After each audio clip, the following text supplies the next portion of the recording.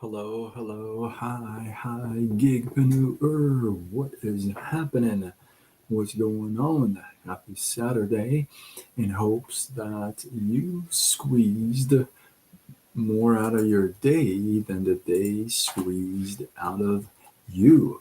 My name is Sean Azimi, and hey, I got redirected to this whole online space because my pancreas shut down and left me unemployable after many years being in the corporate world. And now I help folks to start a side gig online, and we grow it using social media. If you've been thinking about it, you've been thinking, hey, I gotta get some more cash coming in, or I want more tax write off this year, or whatever. Whether you're serious or curious, go to sidegigshawn.com, answer a couple questions there so I get to know you a little bit about your goals, and I'll reach out and we'll have that conversation. What's happening? So, we are live on all platforms: Facebook, Instagram, TikTok, YouTube, and later on X, Threads, and LinkedIn. I got an interesting one for you tonight. You can have the best product on the planet Earth, but if you don't get it out there, it's not going to sell, right? So it's not just about the best product in the world. You got to have some creativity in your marketing and getting the word out there about your product. I'll give you a little example. Husband and wife are talking. Wife comes up to the husband and says, "Hey, um, I want a car. I want a new car. I want you to um, get me a brand new car. I need 200,000 to get this car." And the husband says, "Say what?" The husband says, "I have a better idea. Why don't we do this? Why don't we start a restaurant, small little place, and if we're doing well, the restaurant will pay for the car." She says, "Well, that's a great idea and all, but do I look like a person that's going to run a restaurant? I mean, I don't know how to do that." And he goes, "Well, it's not about having the best food. We just got to get creative." And so that day, he's walking around, and he finds this old little place in their neck of the woods, and he walks in and asks the owner. It's kind of a slower, restaurant. It looks like it needs some work, and he walks in and asks the owner, "Hey, are you going to sell this place?" And the guy says, "Well, I wasn't really thinking about it, but if I were going to sell it, I wouldn't sell it for less than 200,000." Well, the man says, "Okay, I'll make you a deal. How about this? How about I take over the place for 1 month? I'll give you 20,000 for that month, and at the end of the month, if I'm running it well and I'm doing okay, then I'll take it full price, no questions asked. And if not, at the end of the month, um, I'll walk away, and you can keep the 20,000." The restaurant owner says, "That's a fair deal. Let's do it." So the man takes over, and obviously the wife comes up and goes, "Now what? What are we gonna do? We don't even know the first thing to do about running a restaurant."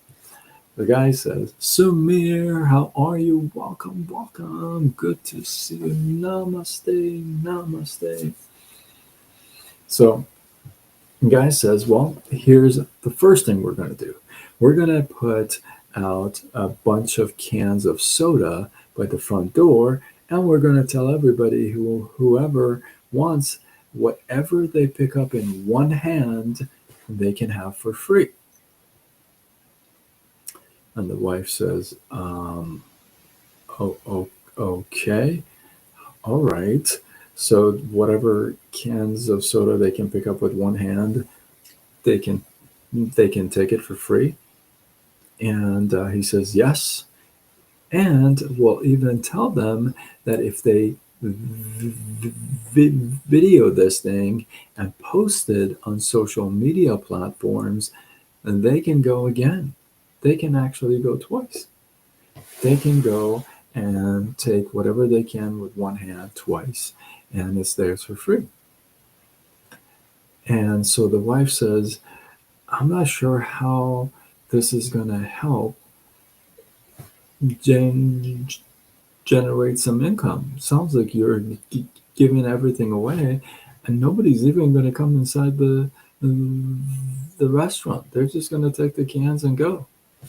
He says, well, just the fact that they're going to come by and pick up the cans, it means that they can't just ignore us. They're not walking by us, so they can't ignore us. And the fact that it's going to be posted on social media, it's publicity for us. It's more marketing for the restaurant. And the third thing we're going to do is this. We're going to have a drawing for a brand new Mercedes. The wife is just about to lose it. Says, what are you talking about? What do you mean we're going to have a brand new? We haven't even sold anything at all. And now you want to give a brand new Mercedes away? I'm the one who asked you for a car. And here you are starting a restaurant.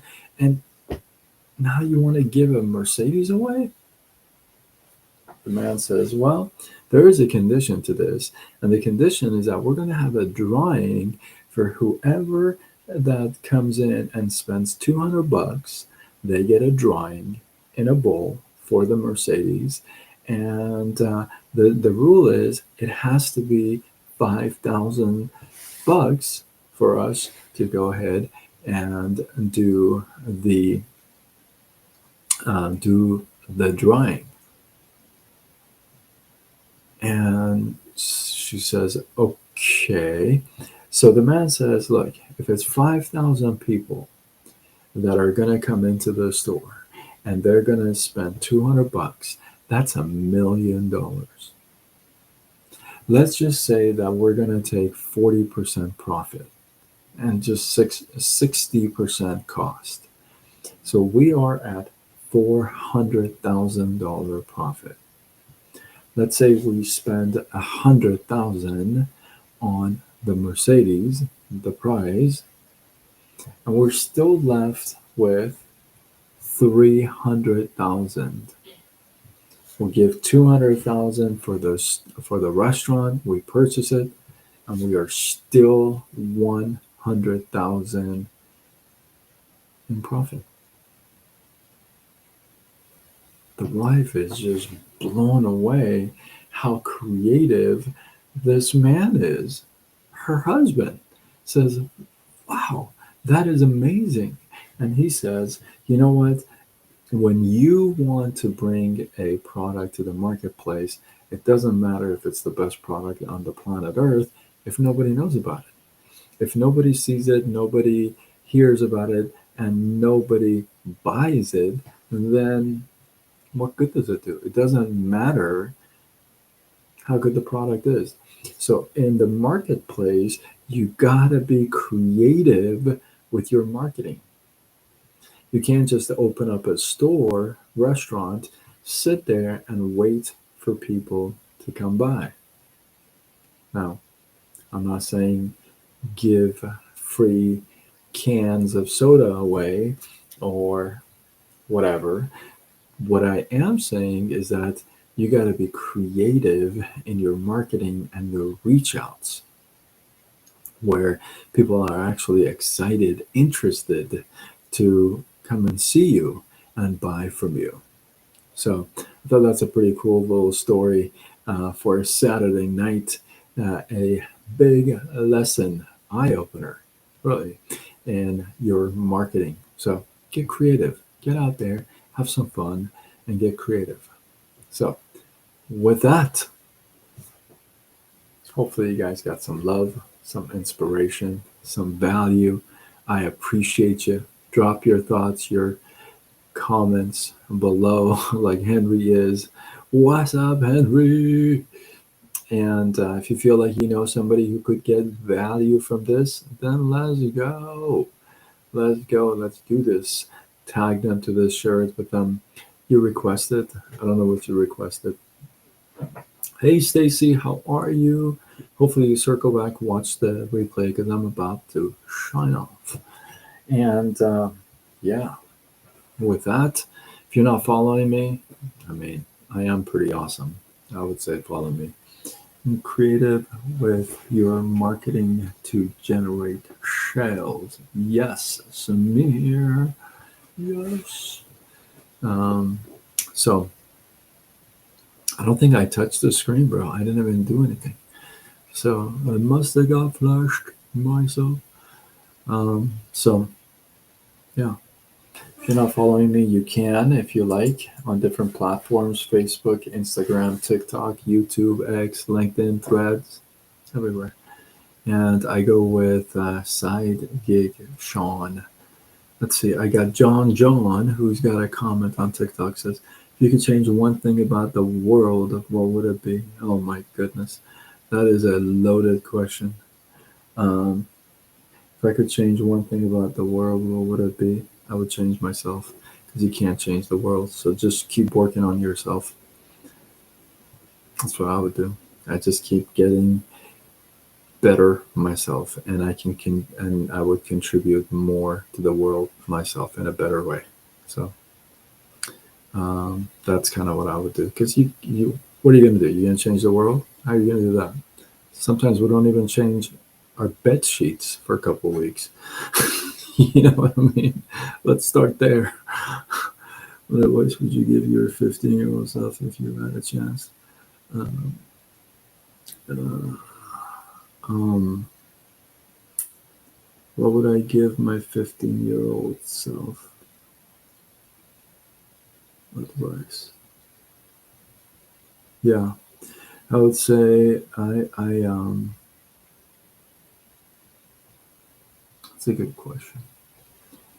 Somebody asked me this question when they said, what would you give your 25-year-old self? But here's what I would give myself, because I've had a lot of jobs in a lot of industries. I've had 38 jobs in 10 different industries. One thing I would tell myself is find your purpose early, right? And pursue that. Because I often talk about, pursuing your paycheck. That's what I did. And it doesn't go a whole lot of places. But if you pursue your purpose, if you find that, right? If you find that, like I always say, like the stylus has got a reason why it's here. It's here because I use it on my cell phone, to go through stuff, right? This case has got a reason, a purpose, and it's to, keep my phone safe or what have you. This vitamin pack has got a purpose, right? So everything has got a purpose. A pen has got a purpose, right? So if everything around us have a purpose, then you cannot be less than a pen. You can't be less than a stylus. You can't possibly be less than a phone case, right? So you must have a purpose as well, right? And some of us find it late. Some of us find it early. And if you find it early, you pursue your purpose. Now, here's the thing. Here's a catch. I want to share this with you since you brought it up. That doesn't mean everything becomes easy cheesy. That's not what it says. Your purpose is still going to take work. It's hard work. It's going to be challenging. It's going to grow you as a person. It's definitely not just paved, simple, cruise control. It's still work. However, it's blessed because it's what you're supposed to be doing. It's blessed. All these other things that we do that we hit brick walls is because we're not supposed to be doing those, right? So it gets shut. Now, if you've heard me before, you've heard me say this, that I live by this, that you don't get restricted, you get redirected, right? So when you get redirected, sometimes we are so stubborn and we stand in front of those closed doors and bang and kick and want it to open. We forget that we're just being redirected to something completely different. Me, for example, I was in the corporate world for 24 years. I was in the mortgage industry for 19 years. I sat in a cubicle most of my life, call center environment. And now here I am doing a live in my jammies, right? And I work from home doing things online. Why? Because I got redirected to this online space. My pancreas shut down. It left me unemployable, which means I can't even get a customer service job, even working from home. Think about that. Most people would say, "Oh, I got restricted," which I did for a while. And then I realized I'm not being restricted. I'm just being redirected, because no father, especially your heavenly father, is going to say, "You know what? I'm going to restrict Sean for the rest of his life so that he can be miserable and poor." That's not what he says. It's not what he says. He'll redirect you, and it's up to you to work it, right? So that's kind of the advice I would give you. I don't know if you're 15 or not, but if you are, I would say find your purpose. Find out why the heck are you here, right? And if you want some clues, if you're into God, you can ask him. He'll tell you, or you can see, hey, what are some of the stuff that you have overcome or you're overcoming, and how can you help others do the same, right? So that's kind of what I would, in a nutshell, I would give you. Now, John, are you still here? Are you like 15? Just tell me if you're 15. Wise words, thank you, Sean. Stacy. Henry's on another level, obviously. Sheena, what up? So yeah, hopefully that helped. Hopefully that helps. A while back, somebody asked me, "What would you give your 25-year-old self?" And I gave some thoughts. So we definitely live, and sometimes we don't learn, but we definitely live. That's why history repeats itself, because we don't learn. That's why it repeats. If we learned, it wouldn't repeat. So yeah, it certainly was a dream, Henry. It's probably going to remain a Henry. I mean, remain a dream. Stacy's like, you're right, right? I mean, we definitely live, but sometimes it's like, I wish this person would learn. Yeah. So, listen, if this is your first time, hopefully it won't be your last time. If you're not following me, you can tell I'm pretty awesome. Obviously, you can follow me on Facebook, Instagram, TikTok, YouTube, X, LinkedIn, Threads, and so good to see you. I think I sent you a chat. I don't know if you got it or not, a message or not. So I go with Sidekick Sean. I recommend you follow me on multiple channels, at least more than one, And yeah, with that, I am Sean Azimi. I'm somebody who used to work in the corporate world many, many years. And I got redirected to this whole online space. My pancreas shut down, can't get a job anymore, had nothing to fall back on. I don't know if you've ever hit rock bottom like that, but it sucks. It was my health that was taken away and my income at the same time, literally. And it was pretty hard, pretty hard. I'm still climbing out of it. I'm being very transparent. I'm climbing out of it. But it took me a little bit, because I was not a happy camper. So it took me a little bit. But now what I do, I help folks like you, like me. to start a side gig online. And you and I will grow it using social media.